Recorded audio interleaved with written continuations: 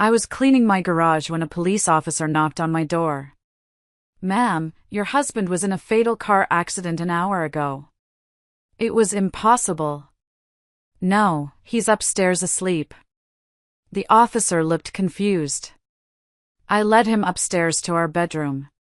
The officer drew his weapon. "Ma'am," he said, "step away from him." That isn't. Hello everyone. Thank you for being here with me today. Before I begin my story, I'd love to know which city you're joining us from. Please feel free to share in the comments. So there I was, elbow deep in the greasy guts of my '72 Chevelle. The garage was my sanctuary, the one place in the world where everything made sense. The scent of oil and gasoline was like aromatherapy to me. That car was my dad's, and every time I managed to coax its old, stubborn engine back to life, it felt like I was keeping a piece of him with me. The engine had been giving me grief all week, sputtering and coughing like an old man after a long flight of stairs. But that's the thing about car problems, isn't it? They're honest. They tell you exactly what's wrong. You diagnose the issue, you find the right part, you put in the work, and boom, problem solved. If only life and marriage worked that way. Just that morning, things had been tense. I remember coming into the kitchen for coffee. Gregory was already there, hunched over his phone at the table, his thumb scrolling furiously. "Morning, honey," I'd said, trying to keep my voice light. He'd mumbled, not looking up. The silence that followed was thick and uncomfortable. It had been like that for months. A chill had settled over our house, a quiet distance that felt more profound than any loud argument. He was there, but he wasn't. "Anything interesting?" I'd asked, nodding toward his phone. He finally looked up, his eyes irritated. "Just work, Carol. It's always just work." He snapped the phone face down on the table as if to prove a point. The gesture felt more secretive than reassuring. Later, he'd claimed a migraine was coming on and retreated to the bedroom. I didn't question it. It was easier not to. So, I escaped to the garage. The radio was blasting some Creedence Clearwater Revival, Fortunate Son, the kind of music that made me feel younger than my 54 years. And I was actually enjoying myself, for once. No office politics, no client deadlines, no Gregory making me feel like a stranger in my own home. Just me, my tools, and the satisfying clink of a wrench tightening a bolt.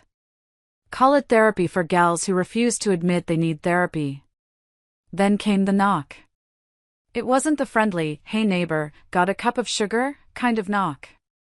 This was the official, "Your life's about to get royally screwed" variety. 3 sharp, authoritative raps that cut through the music like a knife. I let out an annoyed sigh, wiped my greasy hands on an old rag that had seen better decades, and trudged to the door. I was expecting a salesperson or a local kid raising funds for their soccer team. But it wasn't a kid. It was a police officer. He was young, couldn't have been more than 30, with a fresh face that looked like it should be at a college football game, not delivering life-altering news. He looked deeply uncomfortable, shifting his weight from one foot to the other. He was carrying the kind of heavy stillness that only comes with bad news. His uniform was damp from the October rain that had been drizzling all day, and he held his hat in his hands like he was at a funeral. Which, as it turned out, he basically was. "Ma'am," he started, his voice gentle but firm. "Cops don't show up at your door on a Saturday to tell you you've won the lottery." I felt a cold knot tighten in my stomach. "Are you Carolyn Pierce?" "Depends who's asking," I shot back, a nervous habit. "But yeah, that's me."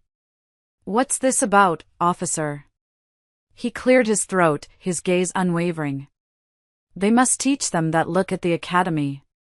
It was somewhere between sympathetic and professional, like he was trying to be human while still doing a terrible job. "Ma'am, I'm afraid I have some difficult news."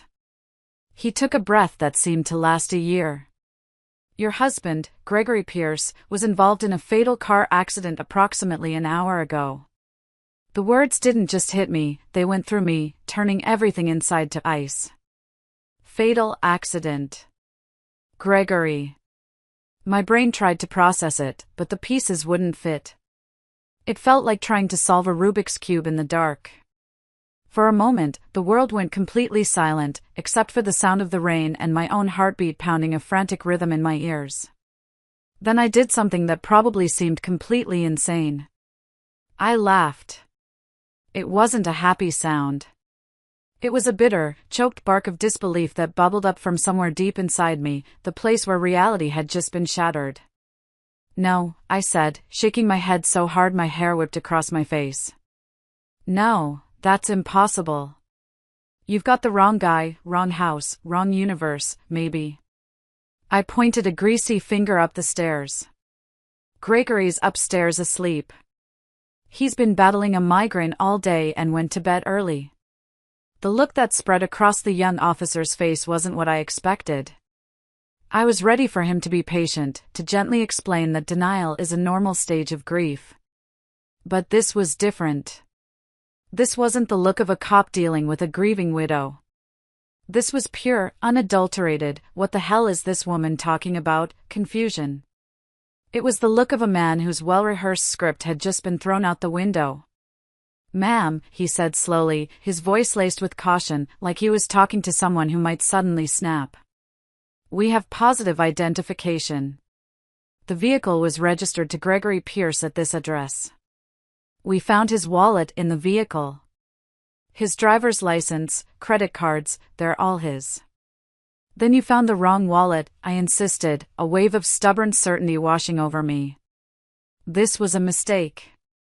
A horrible, terrible mistake, but a mistake nonetheless. I was going to fix it. I was going to march up those stairs and wake Gregory up, and this whole nightmare would be over. I was already heading for the staircase. "Come on, I'll show you. He's right upstairs, probably annoyed that we're making so much noise." The walk up the stairs felt strangely long, each step a lifetime. I could hear the officer's heavy boots behind me, the soft squish of his damp soles on the hardwood. I passed the gallery of photos on the wall, our wedding picture, 22 years ago, both of us so young and foolishly happy. Pictures of our daughter, Layla, from a baby to her high school graduation last year. A whole life, captured in silver frames, a life I was now being told had just ended. Impossible, I thought. I remember hearing the third step creak, the one I always told Gregory we needed to fix. The officer's hand moved almost imperceptibly to rest on the butt of his service weapon. My brain registered the movement, but I was too focused on my mission, too intent on proving him wrong. "Greg, honey!" I called out as we reached the top of the landing, my voice echoing in the quiet hallway. It sounded falsely cheerful even to my own ears. "There's an officer here who thinks you're dead. Come tell this nice young man how very much alive you are." I pushed open the bedroom door with the swagger of a woman who was absolutely certain she was about to receive a massive apology. The room was dark and cool, the heavy blackout curtains drawn against the gray afternoon. I could see the familiar shape under the covers, the slight rise and fall of the blanket in the dim light. Dark hair was fanned across the pillow, just like always. My husband, my Gregory, exactly where I'd left him. A wave of relief washed over me. "See?" I said triumphantly, my voice brimming with a smug "I told you so" tone. My hand reached for the familiar brass knob on the bedside lamp. One very much alive husband. The light clicked on, flooding the room in a warm, yellow glow. And Officer Jackson's entire body went rigid. His hand didn't just move to his gun, it drew it with a clean, terrifyingly fast motion that spoke of years of training and muscle memory. "Ma'am," he said, and his voice was a blade. It had gone from sympathetic to deadly serious in the space of a heartbeat. "Step away from the bed. Now." "What? Why?" The words caught in my throat. My brain was lagging behind my eyes. It saw the scene, but it couldn't comprehend it.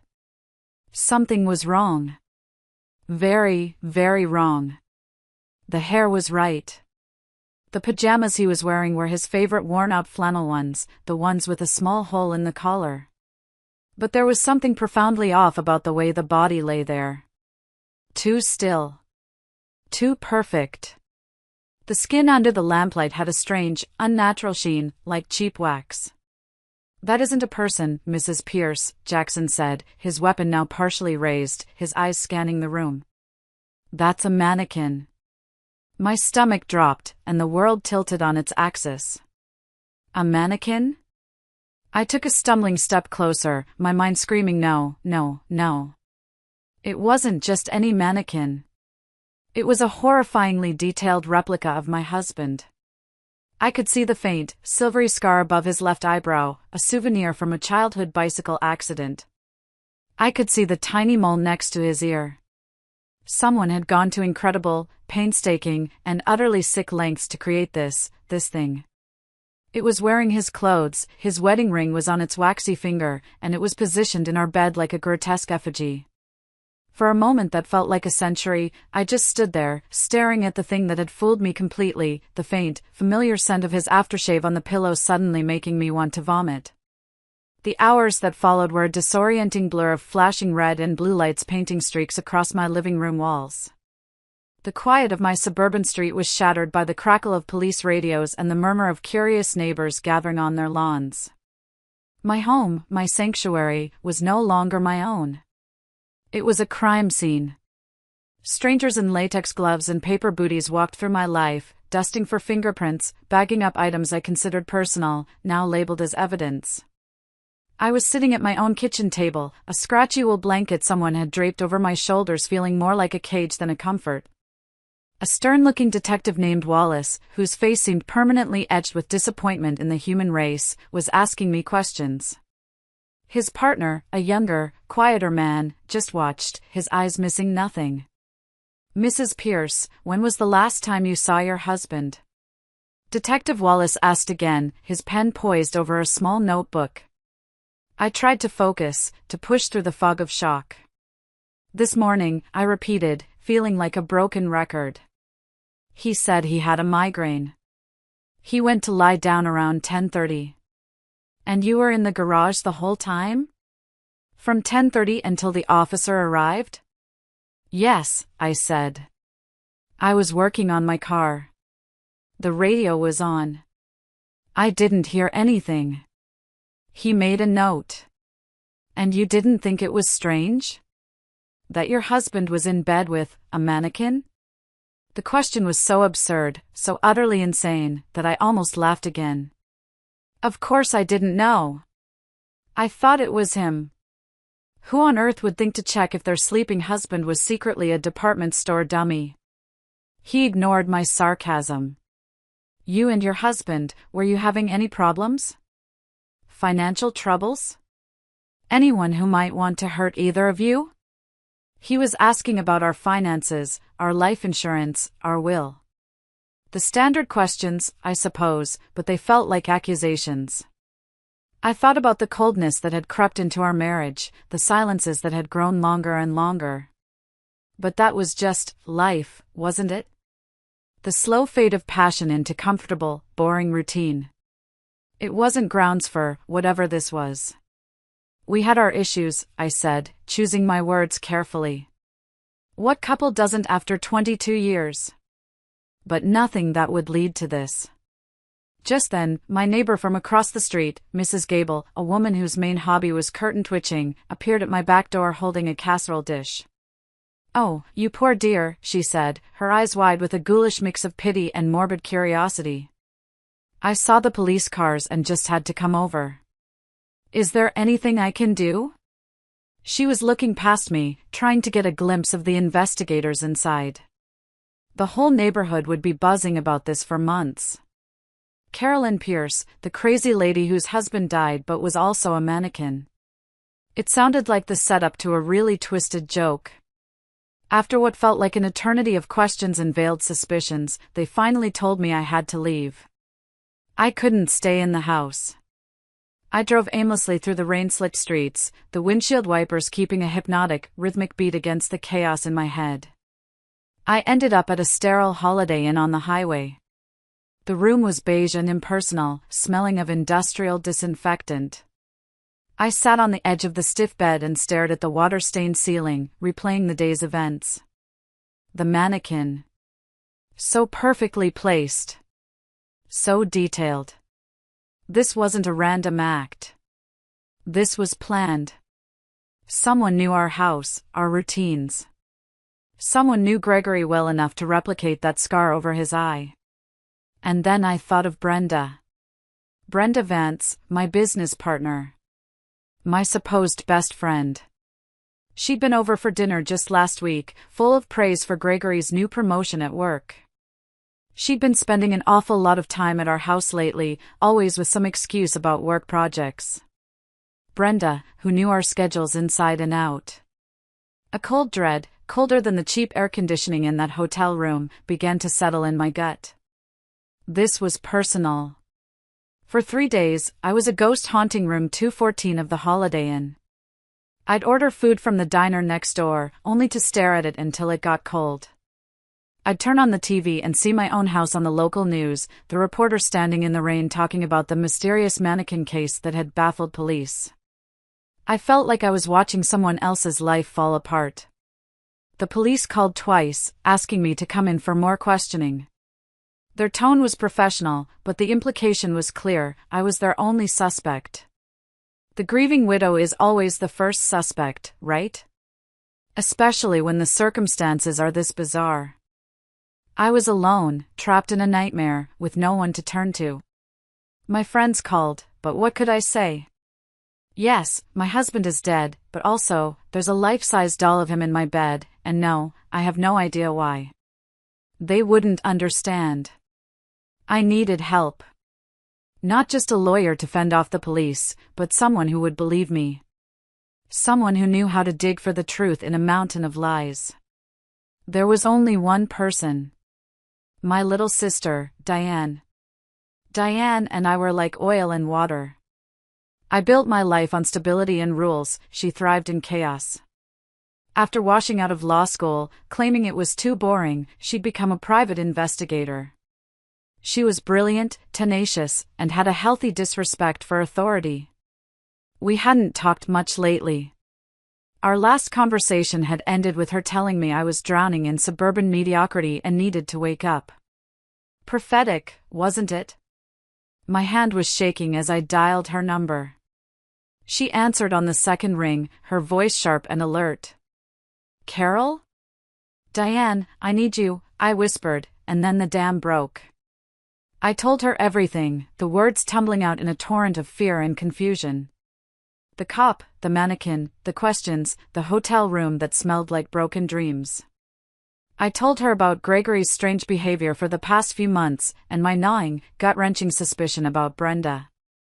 There was a long pause on the other end of the line. I could practically hear the gears turning in her head. She wasn't judging. She was analyzing. And you never thought to, I don't know, ask him about any of this? Diane's tone had that familiar edge of little sister superiority, but for once, I was grateful for it. I'm not the jealous type, Diane, I said defensively, the same lame excuse I'd given the police. I trusted him. We've been married for 22 years. Carol, she said, and I could hear her sigh through the phone. You're not the jealous type, you're the oblivious type. There's a difference. She didn't say it cruelly, just as a statement of fact. All right. Stay put. Don't talk to the police again without a lawyer. Don't talk to anyone. I'm on my way. I'll be there in 3 hours.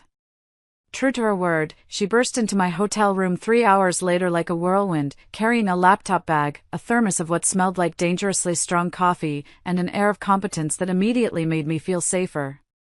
She took one look at the mess of takeout containers, the unmade bed, and my disheveled state. For a moment, the snarky PI disappeared, and she was just my little sister. She pulled me into a hug that was surprisingly strong. We're gonna figure this out, she said, her voice softer than I'd heard it in years. I promise. And for the first time in days, huddled in that cheap hotel room, I felt a tiny sliver of hope. Diane turned my hotel room into a makeshift command center. The air, which had been thick with my despair, now crackled with a new energy. It smelled of stale coffee and the low hum of her laptop. She was a force of nature, her fingers flying across the keyboard, her voice low and firm on the phone as she called in favors and accessed databases I didn't know existed. She was relentless. I mostly tried to stay out of her way, taking long, aimless walks, the monotonous scenery of the highway strip mall a strange backdrop to the unraveling of my life. On the fourth day, she came back late. She wasn't carrying coffee or takeout. She was carrying a thick manila folder, and she dropped it on the flimsy hotel desk with a heavy, final thud. Her face was grim, her eyes hard. "Sit down, Carol," she said. Her voice was flat, all business. "That's never what you want to hear." "That bad?" I asked, my heart hammering against my ribs.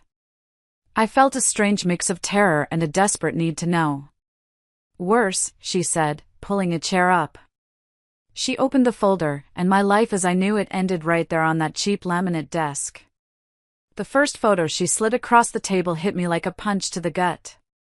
It was Gregory, my husband, walking out of the Marriott downtown, his hand resting possessively on the small of a woman's back. The woman was Brenda Vance. My partner. My friend. They weren't walking like colleagues. They were smiling, leaning into each other, walking like lovers who had just spent the afternoon in bed. "Son of a bitch," I whispered, the words like ash in my mouth. "It gets worse," Diane said, her voice devoid of any pity. She laid out more photos like she was dealing cards in the world's most crooked poker game. Greg and Brenda having an intimate lunch, her hand on his. Greg and Brenda kissing in his car in a deserted parking lot, the city lights blurry in the background. The date stamped on the photos went back 6 months. 6 months of lies, of secret lunches, of stolen afternoons while I was at the office, building a business I thought was ours. But it wasn't just about the affair. That was just the ugly, predictable part. The real horror came next. Diane pulled out another set of documents. Phone records, showing hundreds of calls between Greg and Brenda. And dozens more to a man named Leo Kane. "This guy, Leo Kane," Diane explained, tapping his smarmy, smiling photo, "is what you might call a life transition specialist. He's a bottom feeder who helps people disappear. New identities, fake passports, offshore accounts, the whole 9 yards." My blood ran cold. This wasn't just a midlife crisis affair. This was a conspiracy. Then came the final, most devastating blow. Diane opened her laptop and showed me a cloud account she'd managed to hack. It was Greg's, under a fake name. It was full of pictures. Dozens and dozens of them, all taken with his phone. Pictures of my financial documents. My business contracts.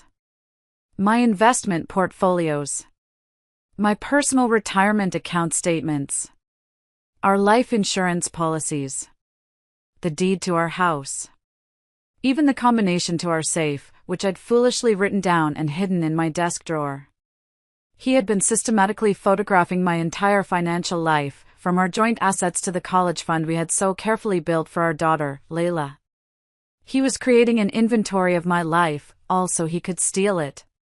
"He wasn't just planning to leave you, Carol," Diane said, her voice low and furious, her hand resting on my arm. "He and Brenda were planning to drain your accounts, fake his death to throw everyone off the scent of a messy divorce, and disappear with every single penny you have. The mannequin, that was probably their insurance policy. If for some reason you came looking for him before he could get away, you'd find a body and assume the police were right. They wanted to leave you with nothing. Not just broke, but heartbroken and looking like a crazy, hysterical woman to the police." I stared at the evidence of their betrayal, the sheer, cold-blooded calculation of it all. Every "I love you," every shared meal, every moment of our life for the past year had been a performance. While I was working late to build our future, he was systematically planning my destruction. The man I had loved, the father of my child, had been plotting to erase me. I just sat there, in the silence of that soulless hotel room, the proof of my life's biggest lie spread out before me. My first instinct was pure, unadulterated rage. A white-hot fire that burned away the shock and grief, leaving something hard and sharp in its place. I wanted to scream. I wanted to drive to Brenda's house and smash every window. My second instinct, the one the old, law-abiding Carol would have followed, was to call the police. To hand over this folder and watch them drag Greg and Brenda away in handcuffs. So, what now? I asked Diane, my voice surprisingly steady, eerily calm. Do I call Detective Wallace? Do I hire a divorce lawyer and fight a ghost? What's the protocol here? Diane leaned back in the uncomfortable hotel chair, studying my face. She saw the change in me, the fire in my eyes. She gave me a long, hard look. It was the look that meant she was about to suggest something that would either save my life or land me in federal prison. You could do that, she said slowly, choosing her words with care. You could be the good little Girl Scout. Turn over all this evidence to the cops. They'll open a fraud investigation. You'd go through a nightmare of a legal battle that would drag on for years. The publicity would probably destroy your business, because clients don't like that kind of drama. In the end, after spending a fortune on lawyer fees, you might get half of what's left of your money back. Greg and Brenda would do some time, probably not much, and you'd be left to pick up the pieces. She paused, letting the bleakness of that reality sink in. Then, a slow, predatory smile spread across her face, a look I hadn't seen since we were kids and she was planning to get back at a neighborhood bully. Or, she said, leaning forward, her voice dropping to a conspiratorial whisper. You could let them think their plan is working, right up until the last second. You could let them walk right into the trap they built for you. And then you could take everything from them, just like they planned to do to you, only better. I stared at her. The idea was insane. It was dangerous. It was illegal. It was something the old Carol, the rule-following, trusting Carol, would have recoiled from in horror. But the old Carol was gone. She had died in that hotel room, surrounded by photographs of her husband's betrayal. In her place was someone else. Someone colder, harder, and angrier than I ever thought I could be. A slow smile matched my sister's. They started this game, I said, the words feeling powerful on my tongue. The least I can do is finish it. A look of fierce pride flashed in Diane's eyes. That's my sister, she said. And so, in that crappy hotel room, with the smell of stale coffee and betrayal hanging heavy in the air, we began to plot. We laid it all out on the cheap hotel stationery. It turns out that planning revenge is a lot like planning a business merger, except instead of maximizing profits, you're maximizing misery. The beauty of their plan was also its fatal flaw. It relied entirely on me being the same predictable, grieving, and slightly clueless woman I'd always been. They were about to find out they had made a catastrophic miscalculation. We weren't just going to stop their plan. We were going to hijack it. We were going to build a better, more ruthless trap using the very pieces they had laid out for us. They wanted to erase me. Fine. Let's see how they liked being erased instead. Our first move was to seize control of their exit strategy. That meant getting to Leo Kane, the slimy life transition specialist. Diane's deep dive into his background had turned up a beautiful little gem. Mr. Kane had some very creative accounting practices and owed the IRS a small fortune in back taxes and penalties. A carefully worded, anonymous tip to the right agent in the IRS's Criminal Investigation Division, Diane explained, could make a man very, very cooperative. Diane arranged a meeting at a grimy truck stop diner an hour out of town. The place smelled of burnt coffee and desperation. Leo Kane slid into the booth opposite us, looking exactly like the kind of man who sold fake IDs to college kids. He was nervous, his eyes darting around the room, constantly checking the door. Your clients, Gregory Pierce and Brenda Vance, are in a lot of trouble, Diane said, not bothering with pleasantries. She slid a folder across the sticky tabletop. It was mostly filled with blank paper, but the official-looking IRS logo on the top sheet was all that mattered. And they're about to drag you down with them. Or, you could help us, and your substantial tax problems might just get lost in the system. It didn't take much convincing. It's funny how quickly a man's loyalty shifts when he's staring at the possibility of a federal audit and jail time. Kane spilled everything. The accident was planned for the upcoming Saturday afternoon on Route 116, a curvy, dangerous stretch of road in the mountains. Greg was supposed to be driving to visit his fictitious sick aunt in Albany. After the fake crash, Greg would hike a mile to a secluded rendezvous point, where Kane would pick him up. From there, it was new identities and a one-way ticket to a life of leisure in Costa Rica, funded by my life's work. Not anymore, I said, my voice cold as ice. I slid him a new envelope, this one thick with cash, the first of many payments. Here's what's actually going to happen. Next, I needed a body for the faked crash. This was the trickiest part. That's where Shane Ward came in. Shane was former military, a tough, resourceful guy who owed me a big favor. A few years back, his security contractor business was about to go under, and I'd co-signed a business loan that kept him afloat. More importantly, Shane had a certain moral flexibility honed by years in special operations. I met him at a noisy sports bar, the kind of place where you can have a serious conversation without being overheard. When I laid out the plan, he just stared at me for a long moment, then let out a low whistle. "You want me to what now?" he'd asked, a hint of amused disbelief in his voice. "Play dead," I repeated calmly. "One car accident." Very convincing, very final. "We need the police to find a male body in the wreckage so the report is conclusive and they stop looking for Gregory." There was a pause as he took a long drink of his beer. Then, he looked me in the eye and gave a grim, approving nod. "Carol, this is the most messed up favor anyone's ever asked me for. I love it. When do we start?" While Diane and Shane handled the grisly theatrics, I turned my attention to home renovations. The basement had always been my domain. Greg hated going down there, claiming it was dark and creepy. Perfect.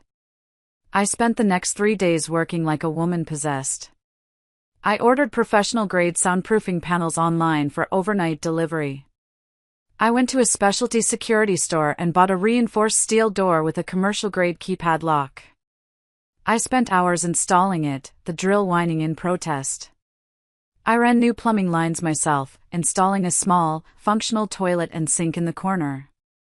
I furnished it with a simple bed, a table, and a chair from a thrift store. It was a subterranean bed and breakfast, where checkout time was entirely up to me. Every slam of the hammer, every turn of the wrench, felt like I was taking back a piece of my life, building my own justice with my own 2 hands. Saturday morning arrived again, 1 week after my life had been torn apart. This time, the sky was a brilliant, cloudless blue, a mocking contrast to the dark events about to unfold. I spent the morning in the garage, a perfect alibi. But this time, I wasn't fixing the car. I was just sitting in it, waiting, my nerves stretched as thin as a guitar string. Every passing car made me jump. At 1 p.m., I went inside and called my daughter, Layla, at college. It was the hardest phone call of my life. I had to tell her that her father was dead. Her cry of anguish on the other end of the line was a real, physical pain in my chest. It was a cruel necessity, a horrible part of the charade, and the guilt of it nearly broke me. But I held it together, my voice choked with the grief I was supposed to be feeling. The official call from the police came at 2:47 p.m. It was a different officer this time, his voice appropriately somber as he delivered the news I'd been expecting. This time, I played my part perfectly. I let out the choked sob I had been rehearsing in my head. I dropped the phone, letting it clatter to the floor for dramatic effect. I rushed to the hospital, demanding to see the body, my voice frantic with staged grief. When a kind-faced doctor gently told me the remains were too badly damaged for a viewing due to the fire, I collapsed into a chair, burying my face in my hands. It was the performance of a lifetime. Shane had done his job beautifully. The crash on Route 116 looked absolutely convincing. He'd even sustained a few real bruises and a minor concussion to make it look authentic. He'd made sure some of Greg's personal effects, a watch I'd given him for our 15th anniversary, his favorite sunglasses, were scattered around the wreckage. We'd even procured dental records from a John Doe that were a close enough match to pass any initial inspection. Gregory Pierce was, for all official purposes, dead and gone.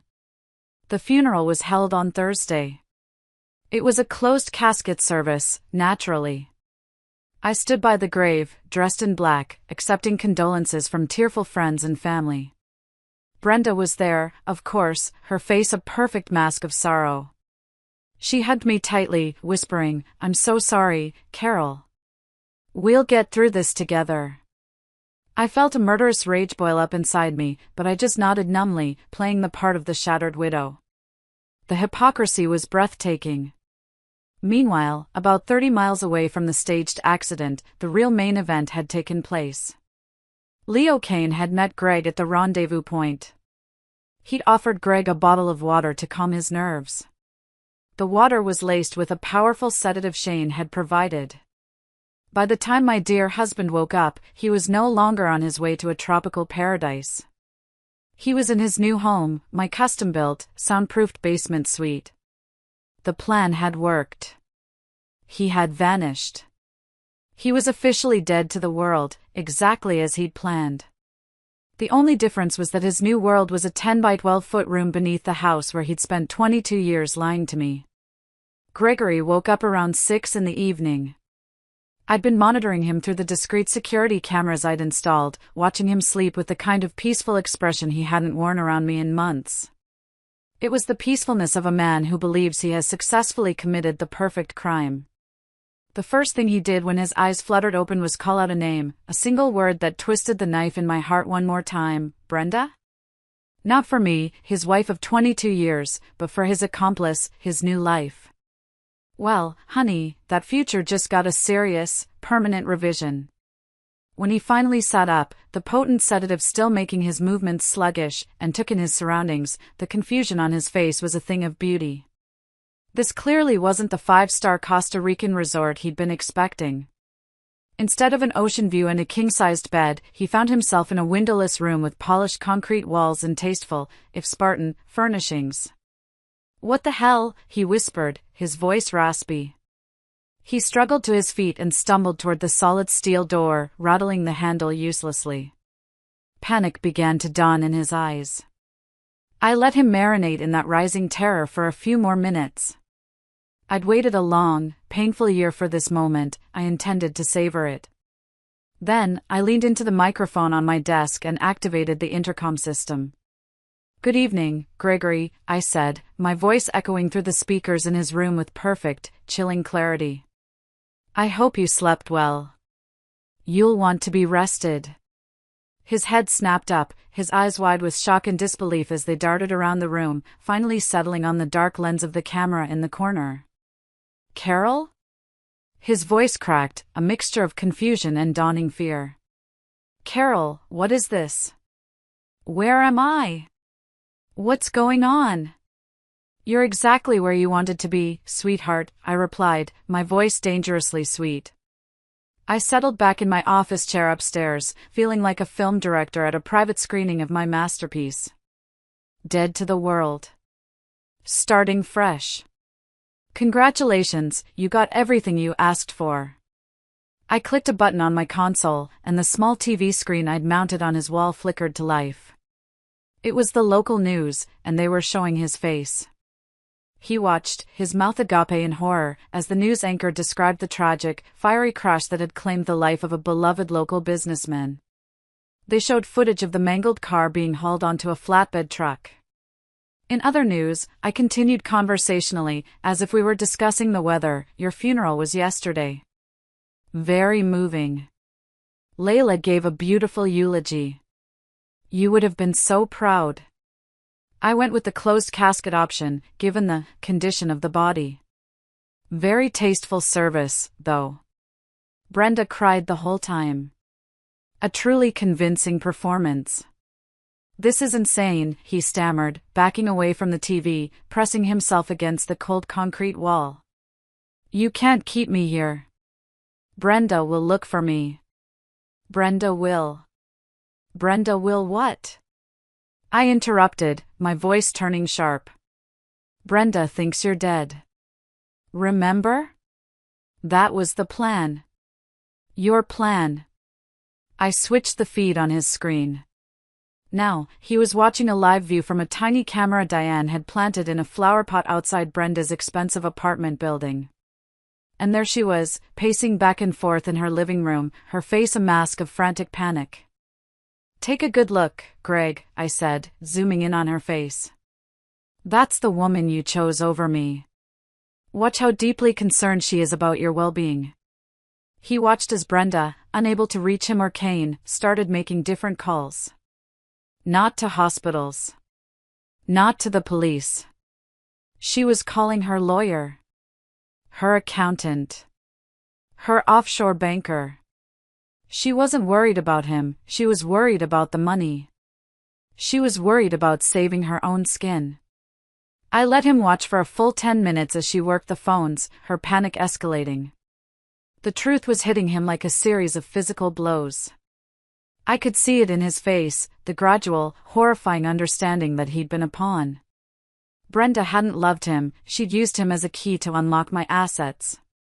And now that the key was lost, she was just trying to burn the whole damn house down to cover her tracks. His brilliant escape plan had turned into his own private hell, and he was the only one in it. While Gregory was getting acquainted with the four walls of his new reality, Diane and I moved on to the next phase of the plan, Brenda. The beauty of having a sister who's a PI is that they know all sorts of interesting people, including a couple of out-of-work actors who were very convincing as stern, humorless federal agents. On Monday morning, I went into the office we shared, playing the part of the grieving, fragile widow. It wasn't hard to look exhausted, I hadn't slept in days. Brenda showed up looking just as haggard, though I suspected her reasons were quite different. She wrapped me in a hug that felt like being held by a cold, clammy snake. Carol, she said, her voice dripping with fake sympathy that made my skin crawl. I'm so sorry. I can't believe he's gone. But don't worry, we'll get through this together. The hypocrisy was so thick you could cut it with a knife. That afternoon, while Brenda was out for a long lunch, undoubtedly with her lawyer, the first domino fell. Our two federal agents strode into our office, all business suits and serious expressions. They flashed impressive-looking, and completely fake, badges at our receptionist and announced, loud enough for half the office to hear, that they had some questions for Ms. Brenda Vance regarding financial irregularities and questionable offshore accounts. They left behind a very official-looking, and very fake, subpoena on her desk. When Brenda returned, the office was buzzing with hushed whispers. I watched through my office window as she read the subpoena, her face going through about 6 different shades of pale before settling on a sickly green. She was in my office within minutes, closing the door behind her and trying to look casual while her entire world was visibly crumbling. Carol, she said, her voice trembling slightly, there might be some complications with some of my personal investments. It's probably just a misunderstanding. The sweat beading on her forehead suggested it was much more than that. That evening, I gave Greg a front-row seat to his girlfriend's meltdown. I switched his monitor back to the live feed of Brenda's apartment. She was on the phone again, but this time she was desperately trying to reach Leo Kane, begging for an emergency extraction. I need new papers, tonight, she was saying, her voice high and shrill with panic. The whole thing's blown up. There are federal agents asking questions, and I need to be gone before they connect me to those offshore accounts. Greg just stared at the screen, his face a white, emotionless mask. This was the woman he had destroyed our marriage for. A coward, ready to abandon him and their plan the second things got difficult. The beautiful thing about fake investigations is that sometimes, when you shake a tree hard enough, real crimes fall out. Panicked and believing the feds were closing in, Brenda started moving money. Illegally. She tried to transfer a large sum from a corporate account she controlled into one of her secret offshore accounts, a clear act of embezzlement. What she didn't know was that Diane, anticipating this, had already flagged those accounts with a contact at the Treasury Department. Her frantic, illegal transfer set off every real alarm bell from here to Washington, D.C. She had just walked right into a very real federal trap. On Wednesday morning, 3 black SUVs from the actual FBI pulled into our office parking lot. This time, it wasn't actors. This was the real deal. I watched from my window as real agents, armed with a real arrest warrant, marched into our office. Brenda took one look at them and tried to run. She actually bolted for the back exit, clutching her expensive purse. They had her in cuffs before she made it 10 feet. I forced Greg to watch every second of it on the news that night.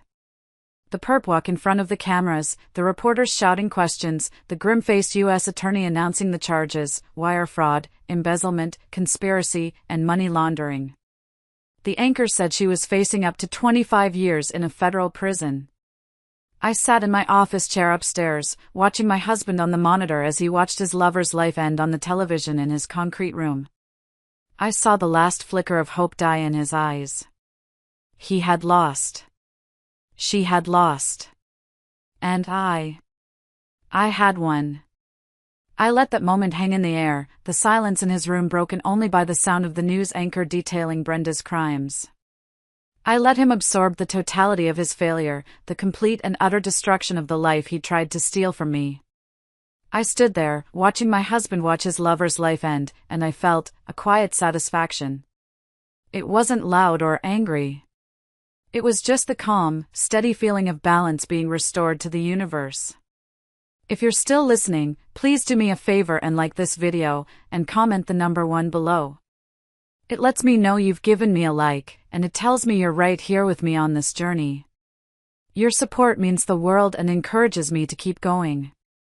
Please, comment the number 1, and let me tell you what happened next. For 2 weeks, I let him sit with it. 2 weeks of solitary confinement with nothing but his own guilt, his own failure, and the 24/7 news cycle detailing Brenda's spectacular downfall for company. She, of course, was trying to cut a deal, singing like a canary and trying to blame everything on her dead lover, Gregory. The irony was a bitter pill he had to swallow every single day. Finally, the request came through the intercom. His voice was no longer arrogant or panicked, it was just a rough, broken whisper. "Carol, please. I need to see you. I need to talk to you. Face to face." I made him wait another hour, just to be sure he understood who was in control. When I finally opened the heavy steel door and stepped into his little apartment, the change in him was shocking. He looked like a ghost. He'd lost at least 20 pounds, his clothes hanging off his frame. His eyes were hollow, defeated. He was sitting on the edge of the bed, his hands folded in his lap like a child waiting to be scolded. I pulled up the simple wooden chair I'd placed there and sat down opposite him. The silence stretched on for a long moment. "Why?" he finally whispered, his eyes fixed on the concrete floor. "Why go to all this trouble? A divorce, you could have just filed for divorce. You would have gotten everything in court. You could have destroyed me." It was a fair question. And I'd had 2 long, quiet weeks to think about the answer. "Because divorce would have been civilized," I said, my voice steady and even. "Divorce would have implied that we were 2 reasonable adults who'd simply grown apart, who could shake hands and split our assets. But that's not what happened, is it, Greg? You didn't just want to leave me. You wanted to erase me. You wanted to take my money, my business, my future, and leave me with nothing but a fake death certificate and the suspicion of the police. You didn't want a divorce, Gregory, you wanted a funeral. My funeral. You just wanted me to be the only one attending." He started to cry then. Not the dramatic, self-pitying sobs I'd expected, but the ugly, shuddering sobs of a man who has been completely broken. "I'm sorry," he choked out between breaths. "I'm so sorry, Carol. I made a mistake." "A mistake is forgetting to pick up milk from the store," I said, my voice cold as ice. "This was a conspiracy. A betrayal. Now, here's what's going to happen. I leaned forward, forcing him to meet my eyes. You have a choice. Option 1, you stay here. Permanently. You'll be safe, you'll be fed, and you will be completely erased from the world above. You will live out your days in this room. His eyes widened in horror. Carol, you can't. Option 2, I continued, cutting him off. I help you disappear. For real. A new identity, a new background, enough cash to start over somewhere no one will ever find you. You get to have a life. But you lose everything from your old one. Your name, your history, your friends, your family. I let the last word hang in the air, twisting like a knife. Your daughter. The mention of our daughter, Layla, hit him like a physical blow. He flinched, a sound of pure pain escaping his lips. Layla, our beautiful, smart, 19-year-old daughter. As far as she knew, her beloved father had died tragically in a car accident. She was grieving. And he was the cause of that grief. Layla, he whispered, the name a prayer. My baby girl.